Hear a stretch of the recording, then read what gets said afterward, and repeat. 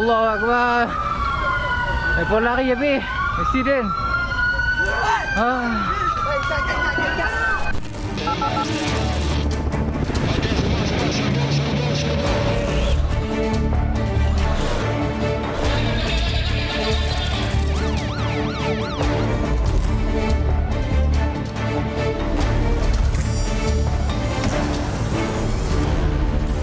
Assalamualaikum dan salam sejahtera. Anda bersama saya Sofia Nur Solihatun dalam perkembangan berita jenayah terkini 999. Tindakan tahanan warga asing melarikan diri dari depo tahanan imigresen sementara Relau menggemparkan pihak berkuasa dan penduduk di sekitar kawasan terbabit. Lebih menyedihkan apabila ada beberapa tahanan kanak-kanak yang meninggal dunia akibat dilanggar ketika cuba menyeberangi lebuh raya. Kru 999 ke lokasi kejadian bertemu Ketua Polis Kedah bagi mendapatkan perincian kes ini.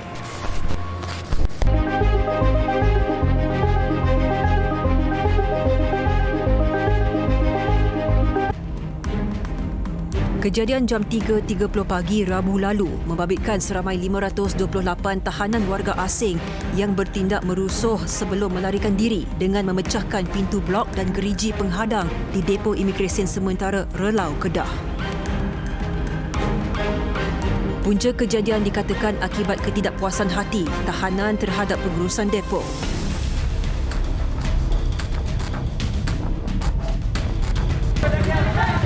Tahanan lari. Penuh. Terlampau ramai sangat.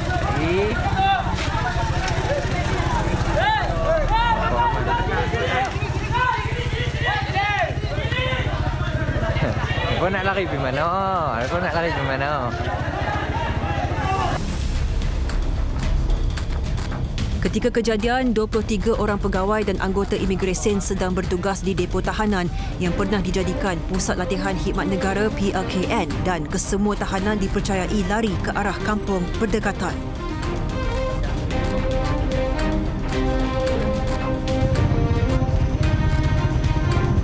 Jangan, anak-anak kecil lagi. Mau kat lari. Mana? Tahu ni. Oi, tahu. Kau telefon.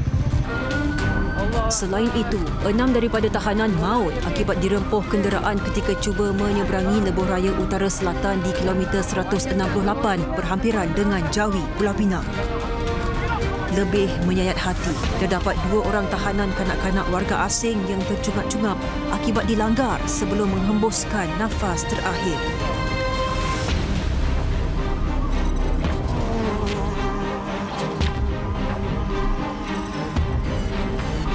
Dek, ikut dek. La ilaha illallah. Tekan, dapat ya? Dapat ya? Boh ada. Menurut Ketua Polis Kedah, Komisioner Wan Hassan Wan Ahmad, sejurus selepas insiden itu berlaku, Polis Kontingen Kedah bersama Pulau Pinang dan Perak telah mewujudkan task force bagi mengesan tahanan yang masih bebas. Pihak polis juga telah membuat usaha untuk membuat tutup di jalan-jalan tertentu di mana SPS telah laksanakan Seberang Perai Selatan ada 4 sekatan jalan raya dibuat. Di Bandar Baru ada also ada 4 sekatan jalan raya di kawasan-kawasan yang tertentu dan juga di Kulim ada 5 sekatan jalan raya. Kru 999 turut serta bersama anggota polis memberkas 3 tahanan yang bersembunyi di dusun Buah-Buahan. Siasatan mendapati salah seorang daripada suspek mengalami lebam di muka serta luka pada kepala akibat ditumbuk dan dibelasah rakan lain yang memaksa mereka untuk melarikan diri. Hei, mana lagi orang? Mana lagi orang? Ha? Apa tu? Mana lagi orang? Kita dapat kang sedang ni.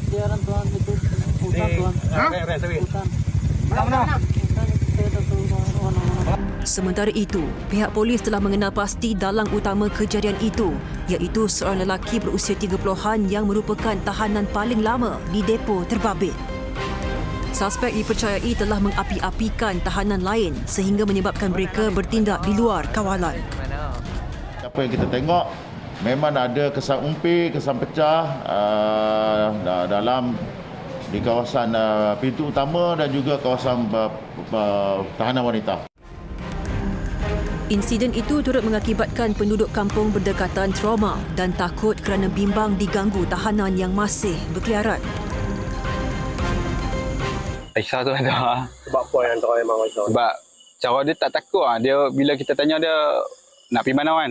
Itu dia kata dia macam bagi isyarat lah. Tapi makin dia main dekat kita pun macam takut lah ria. Itu dia main abang hanya lapang. Dia pegang perut dia kan. Itu yang itulah. Tapi bila kita tanya terus tunggu. Dia lagi main dekat. Ada sama kita duduk atas motor tu nak buat apa kita tak pasti kan. Sehingga semalam, seramai 467 tahanan berjaya ditahan semula dan telah dipindahkan ke depo tahanan sementara imigresen di Selangor, Perak dan Melaka. Kes disiasat mengikut Seksyen 147 Kanun Keseksaan dan Seksyen 224 Kanun Keseksaan kerana melarikan diri semasa menjadi tahanan yang sah. Gara-gara perselisihan faham, seorang pelajar tingkatan 2 di sekolah berasrama penuh di Terengganu dipukul 11 remaja Khamis lalu. Ikuti perinciannya dalam rangkuman kejadian jenayah seminggu 999.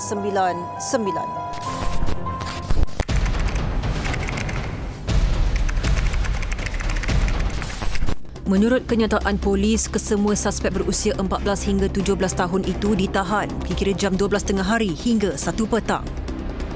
Menurut laporan polis, mangsa didakwa dipanggil oleh suspek ke tingkat 1 asrama sebelum suspek bertindak kasar dengan memukul dan menyepak mangsa. Kesan dari kejadian itu, mangsa mengalami lebam di bahagian peha dan telah menerima rawatan sebagai pesakit luar di Hospital Sultanah Nur Zahirah, Terengganu. Kesemua suspek ditahan ketika hadir di Ibu Pejabat Polis Daerah Kuala Terengganu dan kes disiasat mengikut Seksyen 147 Kanun Keseksaan kerana merusuh. 11 individu didakwa di Mahkamah Seksyen Khas Rasuah Kota Kinabalu atas kesalahan mengemukakan penyata akaun bank palsu bagi tempoh 3 bulan kepada Jabatan Pendidikan Negeri Sabah pada tahun 2014 hingga tahun 2018. Pemalsuan dokumen itu dilakukan bagi mendapatkan tender penyediaan makanan di sekolah menengah dan rendah di Sabah dengan nilai kontrak keseluruhan berjumlah hampir 50 juta ringgit. 10 individu mengaku bersalah, 8 dari mereka berusia 31 hingga 49 tahun berdepan 3 pertuduhan di bawah Seksyen 471 Kanun Keseksaan, manakala 2 lagi individu berdepan Seksyen 109 Kanun Keseksaan kerana bersubahat. Mahkamah memerintahkan tertuduh membayar RM5,000 bagi setiap pertuduhan. Di Pulau Pinang, sepasang suami isteri dipercayai membungkus dan mengedar dadah di Pulau Pinang berjaya ditahan polis selepas bergiat aktif selama 4 bulan. Menurut kenyataan polis, pasangan itu membungkus serbuk dadah dalam paket minuman jus untuk diedarkan ke pusat hiburan. Pasangan terbabit yang berumur 31 hingga 40 tahun itu ditahan di sebuah rumah di Simpang 4 Ekoran Penangkapan Kes Berasingan di Butterworth. Polis berjaya merampas beberapa jenis dadah yang dianggarkan bernilai RM215,000. Hasil siasatan lanjut kedua-dua suspek positif dadah dan suami kepada pasangan itu turut memiliki satu rekod jenayah lampau. Kes disiasat mengikut Seksyen 39B Akta Dadah Berbahaya 1952.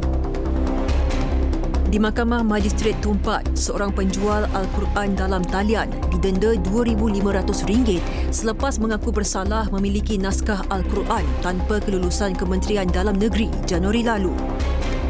Tertuduh berusia 30 tahun itu didakwa memiliki 916 naskah Al-Quran yang tiada kelulusan dari Lembaga Perlesenan dan Pencetakan Al-Quran KDN.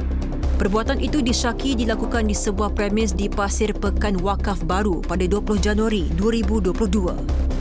Pendakwaan dilakukan menurut Seksyen 7-1 Akta Pencetakan Teks Al-Quran 1986 memperuntukkan hukuman denda tidak melebihi RM10,000 atau penjara maksimum 3 tahun. Beli minyak diesel bersubsidi di stesen minyak sekitar Johor sebelum menjualnya kepada pemilik kapal di sekitar Kelang dan Selangor merupakan modus operandi bagi satu sindiket penyelundupan diesel bersubsidi. Pasukan Gerakan Am Batalion 5 Simpang Renggam berjaya menumpaskan sindiket itu dalam satu serbuan yang dijalankan di sebuah stor terletak di Taman Rinting Sedia Alam. 3 lelaki berusia 24 hingga 32 tahun itu termasuk seorang warga asing berjaya ditahan untuk siasatan lanjut. Turut dirampas 43,000 minyak diesel bersubsidi yang dianggarkan bernilai hampir RM93,000. Kes disiasat mengikut Akta Kawalan Bekalan 1961. Cuba lari ke tadi bang? Tak ada. Kalau saya lari tadi mungkin dah selamat dah kalau kata saya nak lari.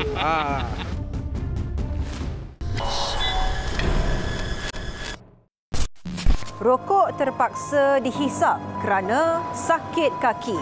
Itu antara alasan yang diberikan oleh kaki Ponteng Puasa setelah ditahan oleh Jabatan Hal Ehwal Agama Islam Pulau Pinang.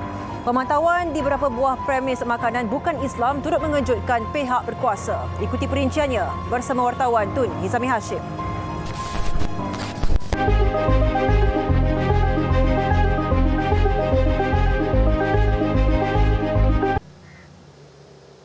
Masa kami sampai kami pi lagi, dah lagi kan. Saya pi dekat orang lain dulu kan. Tapi rokok dah tak ada kat tangan saya. Dia bukan pasal rokok kat tangan abang ke tak. Dia masalah abang isap rokok. Bukan soal rokok tu dibuang. Okey. Kekecohan itu tercetus apabila seorang lelaki beragama Islam bertikam lidah dengan anggota penguatkuasa gara-gara didapati tidak berpuasa dengan menghisap rokok di tempat terbuka. Berapa batang tadi bang dapat? Hisap. Tak adalah bau sebatang sebab bau rehat kan.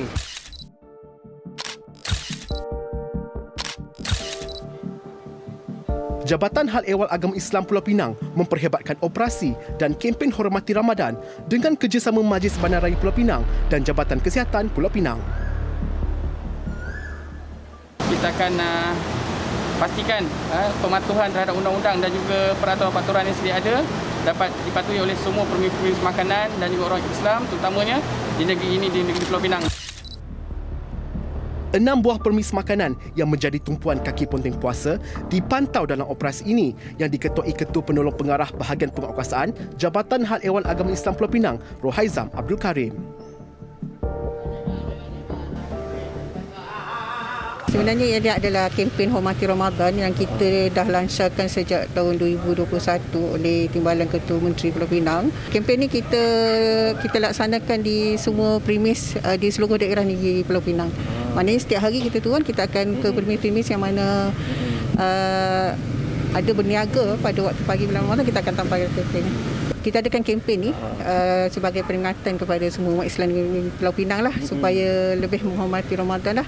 Jadi kita nyatakan di sini peruntukan di bawah Seksyen 15 enakmen kesalahan jenayah syariah negeri Pulau Pinang iaitu tidak menghormati Ramadan. Tiada kaki Ponteng Puasa dikesan di restoran ini ketika operasi dilaksanakan pada jam 11 pagi. Namun, pemeriksaan di dalam premis mengejutkan pihak berkuasa.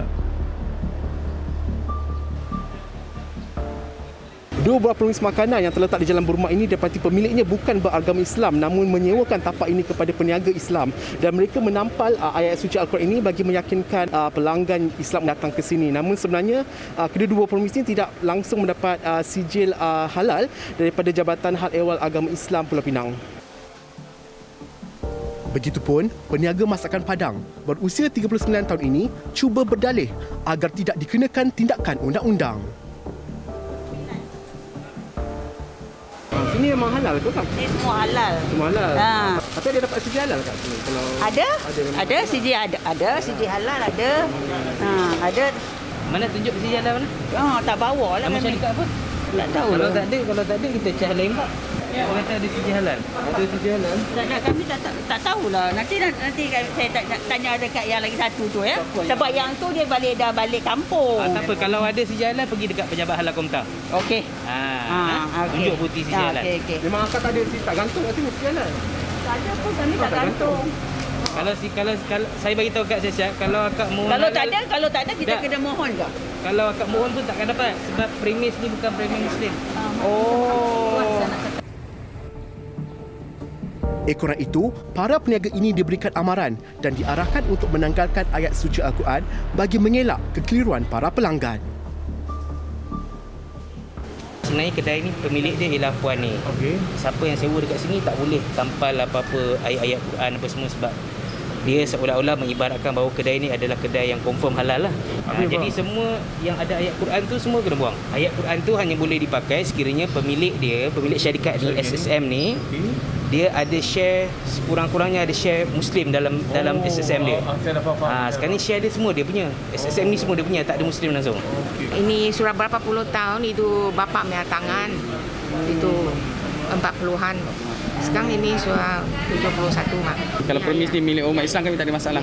Tapi premis ni apabila bukan kami tak salahkan nanti bukan, tapi cuma nak bagi kefahaman tu supaya tidak berlaku salah faham lah daripada pembeli dan juga penjual itu sendiri. Ya, itu tarik keluar. Ya, okay, Antina. Terima kasih banyak nanti.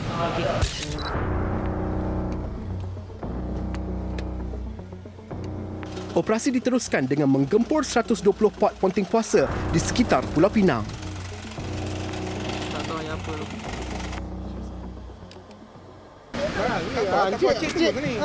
Kalau tak lari, memang saya tahu cik tak lari, cik tunggu tu ni. Sebuah lokasi berhampiran dengan parit di kawasan perindustrian Bayan Lepas ini didapati menjadi kawasan untuk segelintir pekerja kilang yang beragama Islam untuk ponteng puasa seperti makan, minum dan juga menghisap rokok. Dan ketika serbuan pada tengah hari tadi mendapati terdapat segelintir pekerja kilang ini cuba untuk meloloskan diri setelah melihat kehadiran pihak berkuasa di kawasan ini. Pekerja buruh binaan berusia 45 tahun ini antara kaki ponteng puasa yang gagal untuk meloloskan diri daripada 25 anggota penguat kuasa. Tadi dia cuba lari ke tadi bang? Tak ada. Kalau saya lari tadi mungkin dah selamat dah kalau kata saya nak lari.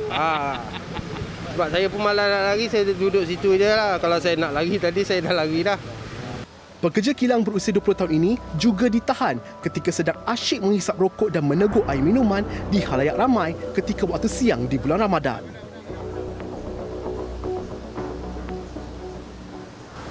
Memang tak puasa ke bang? Sebab apa? Kerja berat ke macam mana? Saya macam sakit perut dan tak boleh makan apa ni. Tak tahu, memang tak boleh apa ni, tak boleh tinggal makan lama. Hisap rokok tadi sebab apa kiranya? Ada kena mengena dengan sakit perut ke tak ada ke macam mana?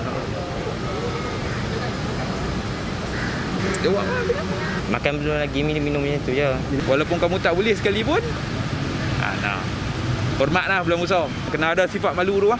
Lagi satu, saya tak mahu orang lepok di sini lah. Kalau kata apa ni, kalau kamu nak kena angin saja tak apa. Tapi kalau sekali lagi saya mai, saya angkut terus. Sementara itu, jurujual berusia 24 tahun ini turut memberikan alasan sakit sehingga tidak boleh menunaikan rukun Islam ketiga iaitu berpuasa di bulan Ramadan. Berapa tadi start merokok kat sini? Baru je. Baru sajalah. Kenapa?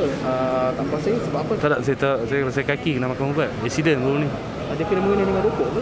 Bukan lagi impact dia lagi teruk kat kesihatan ke? Tak. Tengok tunjuk kaki sebelah mana accident tu? Mana accident? Sebelah mana? Tak ada operate apa? Dalam bengkak. Urat dalam bengkak. Tak, saya kena pergi ada hal sikit, ada kerja sikit. Ekoran itu, kesemua kaki ponteng puasa ini diberikan notis kompaun bernilai RM1,000 dan mereka diminta hadir ke pejabat untuk tindakan lanjut. Okey, saya keluarkan satu saman terhadap cik, notis hadir bahawa cik tidak menghormati bulan Ramadan. Seksyen 15 Enakmen Kesalahan Jenayah Syariah Negeri Pulau Pinang tahun 1996. Okey, di sini sebab apa cik merokok tadi di bulan Ramadan. Okey, saya keluarkan satu notis ni, cik kena hadir ke pejabat penguatkuasaan bahagian bangunan Wisma Pantai di Batu Us. Sekiranya cik gagal hadir, satu saman ataupun waran tangkap akan dikeluarkan. Jadi cik kena hadir pada tarikh ni dengan masa dia 9 pagi nah. Apa-apa hal cik boleh hubung dengan nombor telefon ni. Okey nah. Setakat 25 April 2022, pihak Jabatan Hal Ehwal Agama Islam Pulau Pinang telah mengeluarkan 53 notis kompaun terhadap individu yang tidak menghormati bulan Ramadan. Operasi dilaksanakan setiap hari sepanjang bulan Ramadan. Tujuan kita melaksanakan kempen ni adalah untuk supaya orang Islam, sama ada dari segi peniaga ataupun orang awam, menghormati kesucian dan kemuliaan bulan Ramadan ini.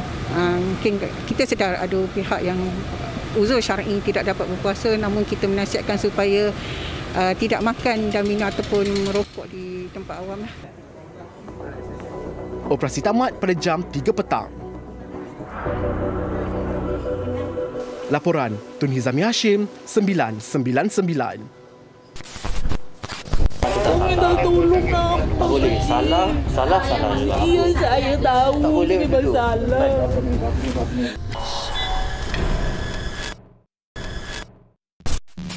Dari luar, suasana penempatan warga asing di pantai dalam Kuala Lumpur sunyi seakan-akan penghuninya sedang tidur. Namun apabila diperiksa, rata-rata suri rumah di kawasan terbabit sedang aktif menyediakan kuih dalam keadaan yang kotor disyaki untuk pasaran Hari Raya Aidilfitri. Wartawan Afifah Hamiduddin menyertai Op Sapu dipergiatkan oleh Jabatan Imigresen Kuala Lumpur.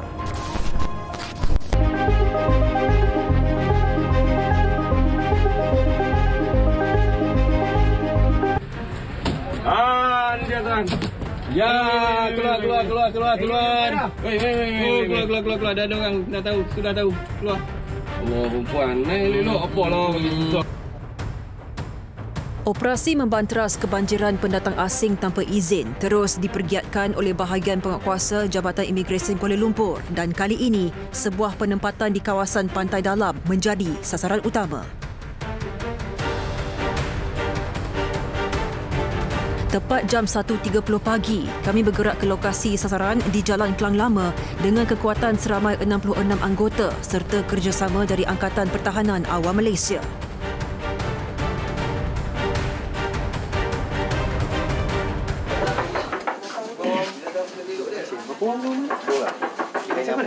Nama. Assalamualaikum. Malaysia semua logo ni. Kita foto belakang. Salah ke tak salah? Minta tolong nampak. Tak boleh. Salah juga. Iya, saya tahu. Tak boleh ini begitu. bersalah. Saya macam mana saya nak balik? Dia ambil barang kau keluar.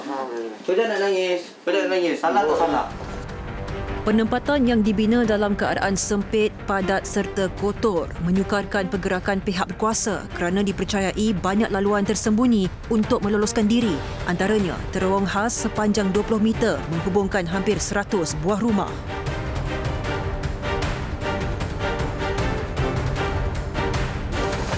Seorang. Mana? Apa sini? Nah, kau bagian sini buat apa? Okey. Dia tak ada dia sini tadi. Tahu aja buat. Sebab kau dah blok tepi tu kan?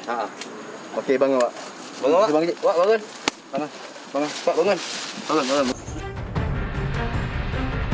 Siasatan awal mendapati majoriti parti di kawasan itu bekerja sebagai buruh binaan dan menetap di rumah sewa yang dikenakan bayaran RM200 hingga RM300 sebulan bagi setiap bilik.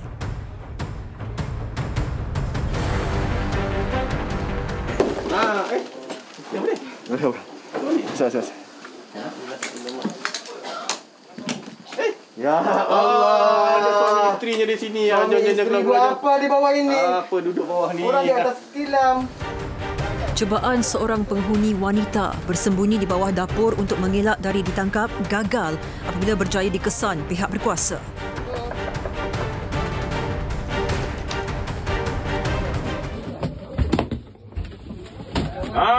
Dia tuan. Ya, keluar. Wei. Keluar. Dah ada orang dah tahu, sudah tahu. Keluar. Allah, perempuan. Elok apa lah bagi susah macam tu. Belakang nyorok belakang tu. Akak menyorok tadi kenapa akak nyorok? Takut. Takut lagi. Akak dah berapa tahun dah duduk sini? Dah berapa tahun dah duduk sini? 5 tahun. Dah 5 tahun? Akak kerja apa kat sini? Cleaner. Dia cleaner. Kerja cleaner ada permit? Tak ada. Akak tahu tak yang akak kerja tu tak ada permit salah? Tahu? Akak tahu tak pasport akak dah tamat tempoh ke akak tak tahu?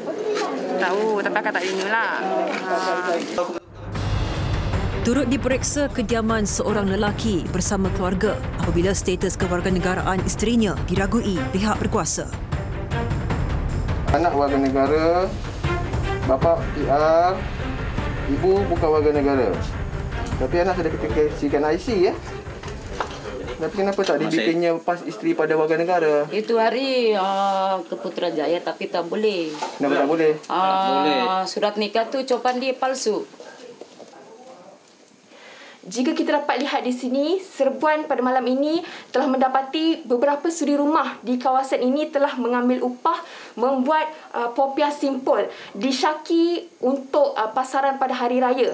Dan apa yang lebih mengejutkan, mereka hanya membuat popiah simpul ini di lantai dan langsung tidak menjaga dari segi aspek kebersihan. Saya sudah lama. Masuk tahun 95. Akak dah berapa lama nak buat yang kuih popiah simpul? Baru buat tadi. Baru buat tu berapa lama? Tadi pukul 6. Nanti nak bagi ke siapa? Itu saya ngambil bos punya. Bos punya? PPR. Oh, gaji berapa gaji? Satu paket RM5, satu kotak 100 dah. Benda tu kotor sangat akak buat tu? Bukan saya buat. Toke buat lah, saya ambil aja. Tapi dekat dalam rumah akak kan ada benda tu? Akak bungkus kan? Kita yang gulung aja. Menurut Pengarah Imigresen Kuala Lumpur, Syamsul Badrin Mohsin, operasi ini berdasarkan risikan selama 2 minggu dan aduan penduduk setempat mengenai kebanjiran warga asing. Untuk operasi malam ni kita telah memeriksa lebih daripada 200 orang penduduk di kawasan ini dan hasil pemeriksaan kita telah dapat menangkap selama 93 orang yang terdiri daripada 47 orang lelaki dewasa, 33 perempuan dewasa, 10 kanak-kanak lelaki dan 3 orang kanak-kanak perempuan. Kawasan ni sebenarnya kita jangka mungkin lebih 20 tahun sebab kita tengok ada sehingga generasi ketiga telah tinggal di kawasan ini. Kalau kita tengok secara luarannya kita tak nampak yang wanita ramai sebab mereka kebanyakannya bekerja secara kita kata work from home lah. Dibuat kuih dalam rumah kan. Yang kita nampak biasanya berkeliaran lelaki yang kalau ada pun yang kerja pembinaan ataupun yang kerja sebagai cleaner. Kalau ikut perbuahan saya rasa tadi memang hygiene untuk buat kuih tadi memang sangat teruk lah kan sebab mereka buat secara bersepah atas lantai. Itulah tempat dia orang berjalan, tempat dia orang duduk.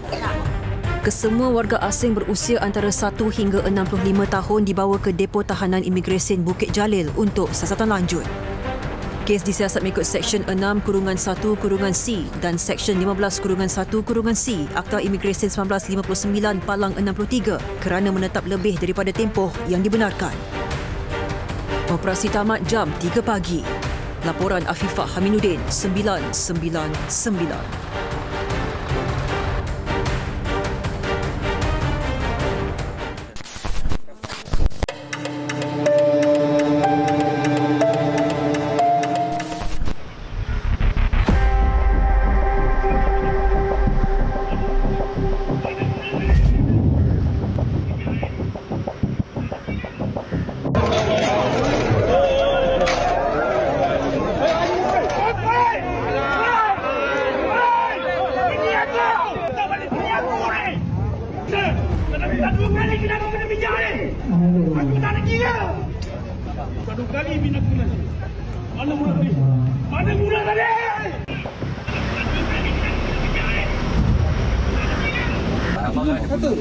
Dah jatuh tu.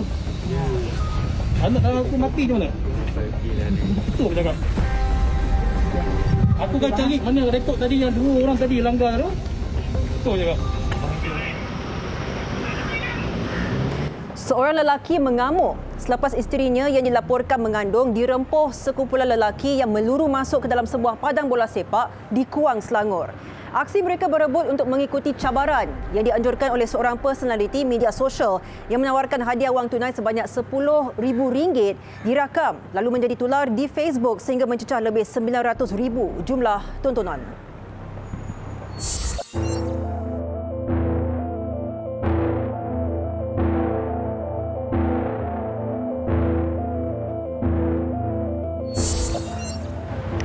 Menerusi ruangan komen, terdapat warga maya yang bersimpati dengan nasib wanita berkenaan kerana terjatuh akibat terlanggar besi kaki meja. Namun, majoriti netizen mengecam tindakan suami yang membawa isterinya yang sedang mengandung untuk menyertai cabaran terbabit.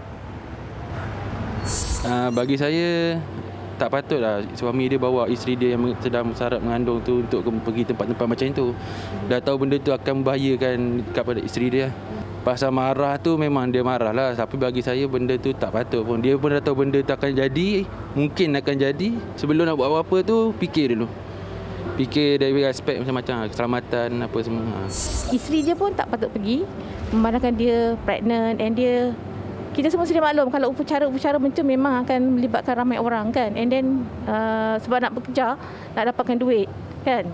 Pusu-pusu, memang akan ada benda-benda yang tak elok akan berlaku lah. Saya rasa semua pihak ada peranan masing-masing dan penganjur sepatutnya lebih bertanggungjawab lah. And then di dalam bulan puasa, dalam keadaan kita pra-endemik, benda-benda macam ni sepatutnya dielakkan lah. Tak patutlah kita anjurkan benda-benda ni sebab dalam suasana sekarang kita tahu orang ramai, bila sebut duit ni memang ramai yang teruja lah kan. So akan mengundangkan ramai orang ke situ. So akan menjadi macam-macam malapetaka lah. Video kejadian berdurasi 40 saat itu turut mendapat perhatian Peguam Nur Zabita Muhammad Nur. Menurutnya, tindakan undang-undang boleh dikenakan terhadap pihak penganjur sekiranya faktor keselamatan peserta diabaikan. Dalam kes ini, kita lihat juga sama ada terdapat elemen jenayah atau tidak. Sebab biasanya kalau sesuatu kumpulan berkumpul dan kemudian berlaku pergaduhan, contoh yang memang ada niat beza, ada niat dengan tidak disengajakan.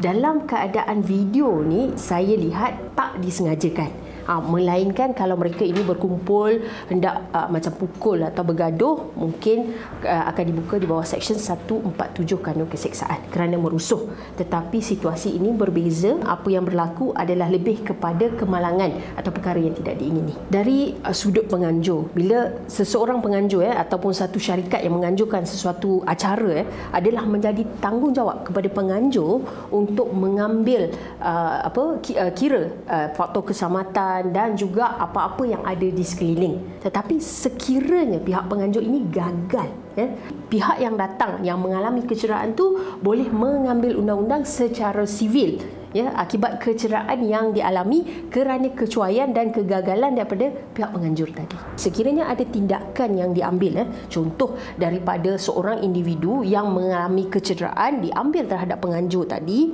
akibat kecederaan yang dialami, penganjur perlu membayar ganti rugi tertakluk kepada kecederaan, betapa seriusnya kecederaan tersebut.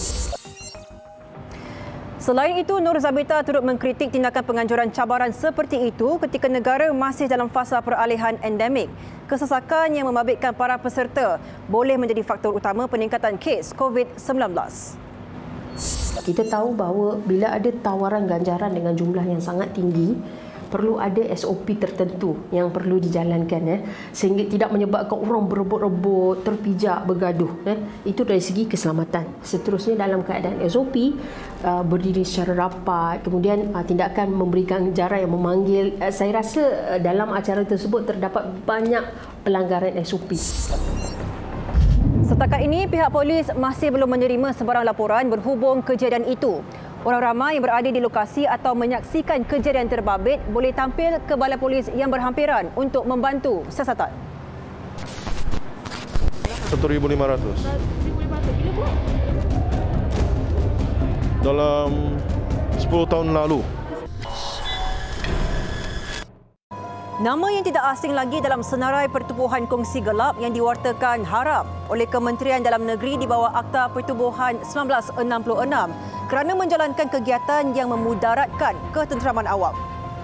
Serbuan ke atas sebuah pusat hiburan di Bandar Puteri Puchong berjaya menemukan seorang lelaki yang memiliki cacahan tatu ikan koi disyaki mempunyai kaitan dengan geng 24. Ikuti perinciannya bersama wartawan Arisha Kalim.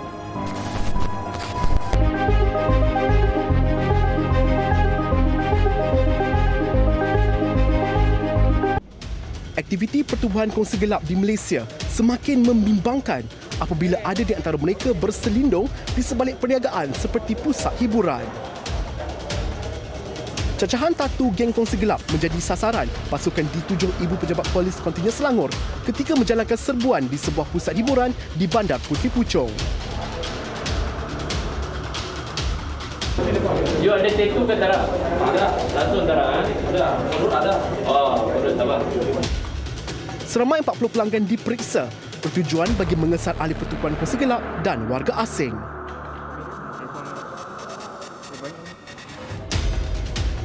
Operasi yang berlangsung jam 11 malam ini menunjukkan pihak D7 sedang mengesan beberapa pelanggan yang disyaki terlibat dalam pertubuhan kongsi gelap ini, dan sebahagian daripada mereka ada memiliki tatu yang berlambangkan ikan koi yang disyaki dalam geng 24.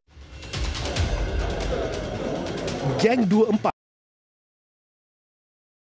upacara tradisi sumpah darah serta terlibat dalam pelbagai aktiviti haram termasuk jenayah pemerasan. Datang apa tak nampak kan. Tempoh ada sekarang ni berapa tahun buat? 11-12 tahun. Kenapa dalam banyak-banyak tempat ni? Ini lama sudah ikan koi, saya punya first tattoo. First tattoo kenapa pilih ikan koi first tattoo? So, saya punya zaman dulu memang famous ikan koi.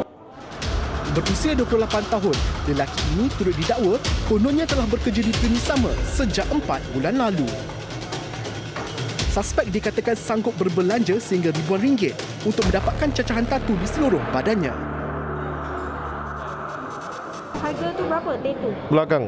1,500. 1,500. 1,500. Bila buat? Dalam 10 tahun lalu. 10 tahun lalu. Yang ini tadi you kata Ini 12 tahun lalu. 16. 12 tahun lalu. Kenapa buat? Ini 18. Selain lambang ikan koi, suspek cuba berdalih apabila mendakwa cacahan tatu pada badannya adalah untuk tujuan peribadi. Tak ada kan? Saya orang Sabah. Orang Sabah. Saya kata orang Thailand. Bukan, saya sembahyang Thailand. Dia sembahyang Thailand. Saya orang Sabah, sembahyang Thailand. Ini saya betul-betul tak tahu. Sebab ini saya punya first tattoo, itu masa saya punya umur 16 tahun. Saya mari sini Semenanjung baru saya tahu. Sebab Sabah tak ada.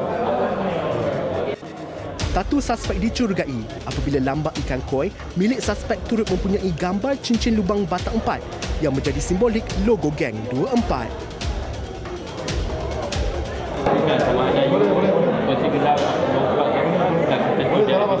Kita cek pakar dia. Kita faham. Okey, kena faham.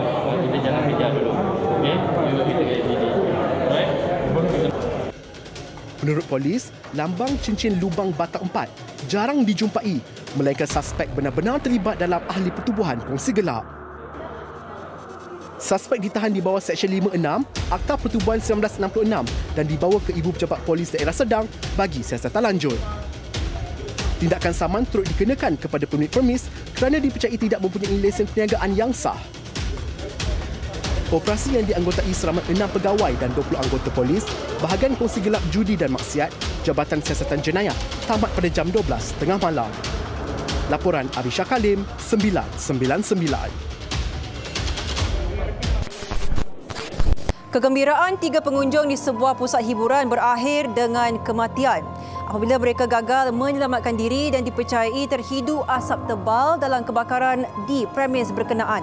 Saksikan butiran kejadian di Alor Star Kedah dalam tragedi 999 minggu ini.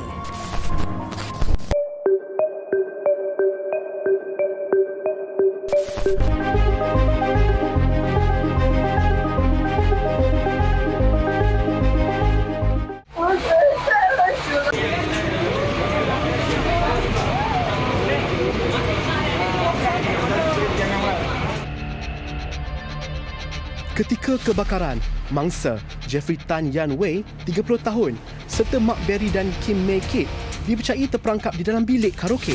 Kejadian berlaku di sebuah pusat hiburan di Jalan Putra Mergong, Kedah. Sepasukan pegawai dan anggota dari Balai Bomba dan Penyelamat Jalan Raja dan Alostar bergegas ke lokasi kejadian sebaik saja menerima panggilan kira-kira jam 10.30 pagi. Menurut Timbalan Pengarah Jabatan Bomba dan Penyelamat Malaysia Kedah, penolong Pesuruhjaya Bomba, Syufaat Kamarun, terdapat 11 orang namun 8 daripadanya berjaya menyelamatkan diri. Pihaknya gagal mengesan 3 lagi mangsa kerana tidak dimaklumkan oleh pemilik permis dan pekerjanya.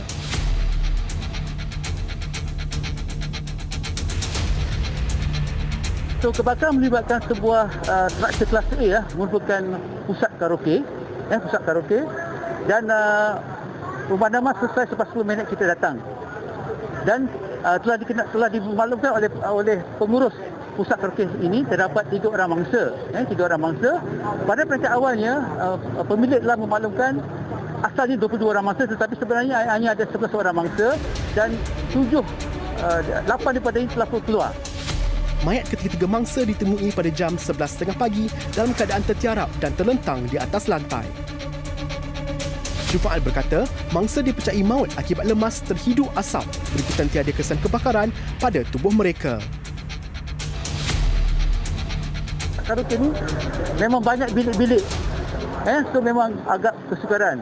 Dan sekarang ni kita telah mendapat bantuan daripada pengurus dan sebagainya yang boleh membuat sketch pada mana bilik dan sebagainya sepatutnya kita dapat kena pasti mangsa. So mangsa yang pertama tadi di bilik VIP karaoke 1 lah dan 2 mangsa lagi di bilik VIP karaoke 2. Pihak bomba turut menyiasat bagi memastikan tiada pendawaian atau renovasi yang dilakukan secara tidak sah. Di kebanyakan pusat karaoke ni bukan setakat maklumat daripada kita je maklumat daripada pihak polis pun memang kita dapati memang terdapat banyak bilik-bilik yang diubah suai. Dan bukan setakat diubah suai, terdapat bilik-bilik rahsia yang menyukarkan pasukan penyelamat untuk mencari mangsa. Mayat ketiga mangsa dihantar ke Jabatan Forensik Hospital Sultanah Bahiyah untuk bedah siasat. Punca kejadian dan nilai kerugian masih dalam siasatan. Terima kasih kerana bersama kami sehingga ke penghujung rancangan. Jangan lupa untuk terus menyalurkan sebarang berita kejadian jenayah menerusi email, Facebook dan juga Instagram rasmi 999 seperti tertera. Dengan itu, saya Sofia Nur Solihatun mengucapkan Assalamualaikum dan selamat malam. Ingat, jenayah membawa padah.